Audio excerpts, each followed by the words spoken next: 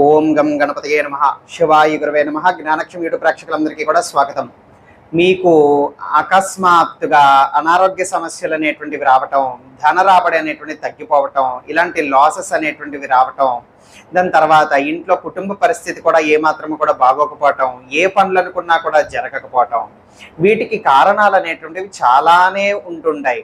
అయినప్పటికీ కూడా వీటిలో కొన్ని కారణాలు మీ పట్ల విపరీతంగా ఏడ్చేటువంటి ఈ యొక్క నరఘోష, ఈ యొక్క నరపీడ అనేటువంటివి కూడా ఉంటాయి. దాన్ని నెగిటివ్ ఎనర్జీ అని చెప్పి అంటాం అన్నమాట. అయితే నరుడి యొక్క ఏడుపుకి నల్లరాయి కూడా పగిలిపోతుంది అనబడే సామెత ఉంది. కాబట్టి ఆ విధంగా మీ యొక్క ఎదుగుదలనో, మీ యొక్క రాబడినో, మీ యొక్క ముందుకు దూసుకుని వెళ్ళిపోయేటువంటి తత్వాన్నో ఓరవలేనటువంటి వాళ్ళు చాలామంది ఉంటారు. అటువంటి పరిస్థితుల్లో ఆ యొక్క ఇబ్బందులతో గురవుతున్నటువంటి మీరు ఇప్పుడు నేను మీకు చెప్పబోతున్నటువంటి యొక్క పరిహారాన్ని ఆచరించుకుని దాని నుంచి మీరు బయటపడేటువంటి అవకాశం అయితే ఉంటుందన్నమాట.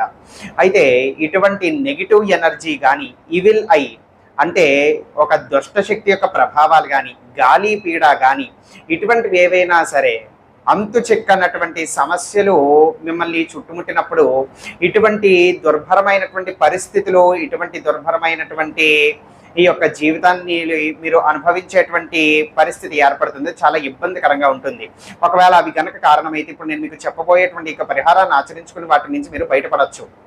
దీనికి మీకు కావాల్సినదల్లా ఒక నిమ్మకాయ, ఒక కాస్త మిరియాలు, నల్ల మిరియాలు కనీసం 7 ఉండాలి. 7 గింజలు మీరు లెక్క పెట్టుకోకర్లేదు. 7 కన్నా ఎక్కువ ఉన్నా సరే నష్టమేం లేదు, కానీ కనీసం 7 ఉండాలి. దాని తర్వాత చక్కగా ఒక దీపం కుందు, ఒక కర్పూరం బిళ్ళ, ఇవి మీకు కావలసినటువంటి ద్రవ్యాలు. మరి ఎప్పుడు చెయ్యొచ్చు ఇది అని అంటే, ఏదైనా సరే ఒక మంగళవారం కానీ, ఒక శనివారం నాడు కానీ, ఒక అమావాస్య నాడు కానీ మీరు ఈ యొక్క పరిహారాన్ని ఆచరించవచ్చు. సూర్యాస్తమయము అయిపోయిన తర్వాత, అంటే దాదాపుగా ఒక 7 గంటల నుంచి మీరు ఎప్పుడైనా సరే చెయ్యొచ్చు. ఏం చేయాలి ఈ యొక్క సమయంలో?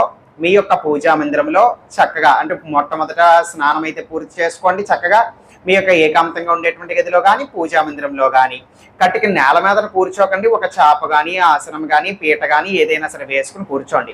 ఇప్పుడు మీ యొక్క ఎదురుగుండా మరీ మంచిది ఒక ఇనపతో తయారు చేయబడినటువంటి ఏదైనా సరే ఒక ప్లేటో, పాత్రో, లేకపోతే ఒక ప్యాన్, ఒక పెన్నం కానీ ఏదైనా సరే ఇనపతో తయారు చేయబడినటువంటి పదార్థం కనుక ఉన్నట్లయితే మరీ మంచిది.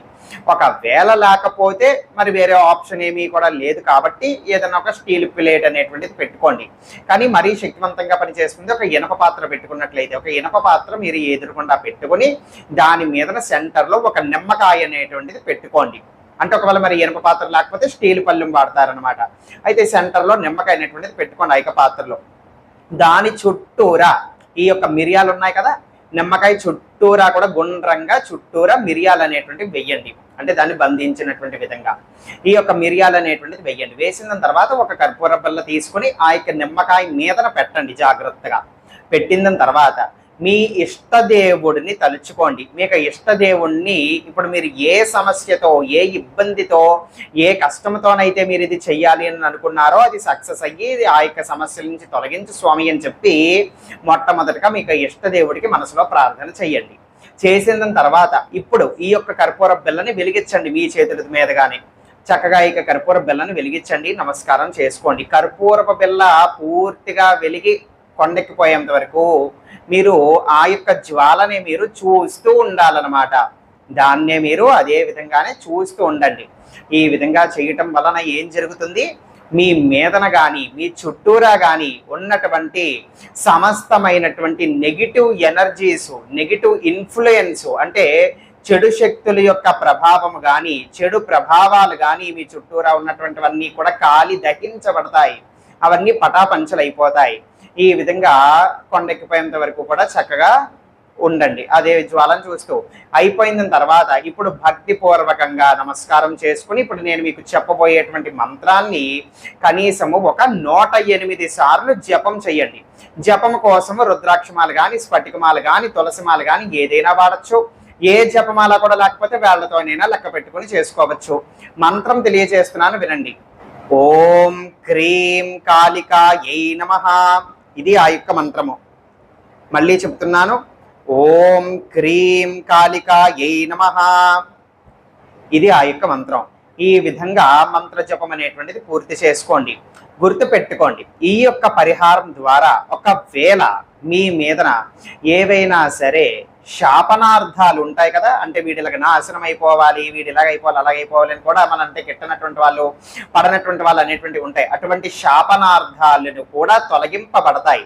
మీ మీదన ఎవరైనా సరే కోరుండి కావాలని ఏవైనా సరే ప్రయోగాలు చేసి ఉంటే బ్లాక్ మ్యాజిక్ అటువంటివి కూడా తొలగించబడతాయి.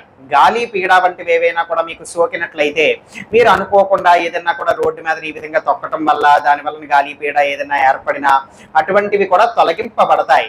అటువంటి ప్రభావాలు మీ చుట్టూరా ఉండి దాని వలన కనుక మీరు సమస్యల్లో ఉన్నట్లయితే అట్లాంటివన్నీ కూడా మీకు తొలగింపబడతాయి.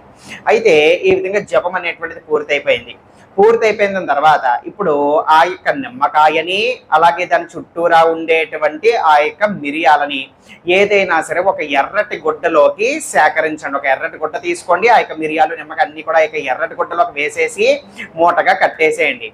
లేకపోతే ఒకవేళ మూటగా కట్టకపోయినా మడిచి పెట్టండి. ఎందుకంటే ఇప్పుడు మూటగా కట్టిన తర్వాత ఇప్పుడు మనం దాన్ని ఎక్కడైనా సరే దూరంగా ఒక చెట్టు దగ్గర పారవేసేయాల్సి ఉంటుంది, ఒక చెట్టు మొదట్లో విసిరేయాల్సి ఉంటుంది. ఇప్పుడు మూట కట్టి ఆ విధంగా ఉంది అని అనుకోండి, ఎవరో ఏదో చేశారో ఏంటో ఇది అని చెప్పేసి నేటి సమాజం నేటి కాలంలో రకరకాలుగా అనుకునేటువంటి పరిస్థితులు ఉంటాయి. కాబట్టి ముడి వేయాల్సిన అవసరం లేదు, మూట కట్టాల్సిన అవసరం లేదు, అందులోకి మడిచి పెట్టండి.